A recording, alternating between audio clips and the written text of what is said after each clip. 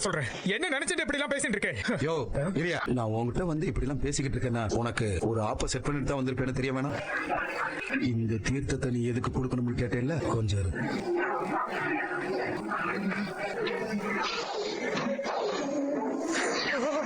ஐயோ, என் பொண்ணு ஒண்ணும் பண்ணிடாதீங்க. அவ குழந்தைப்பா, பாவம், அவளை விட்டுருக்கோம். உங்களை கெஞ்சி கேட்டுக்கிறேன்.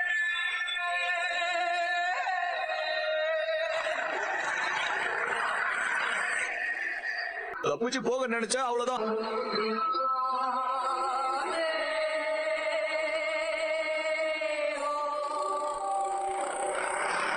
ஏய், சீக்கிரம் வெளியே வா. இது வந்துடுறேனா?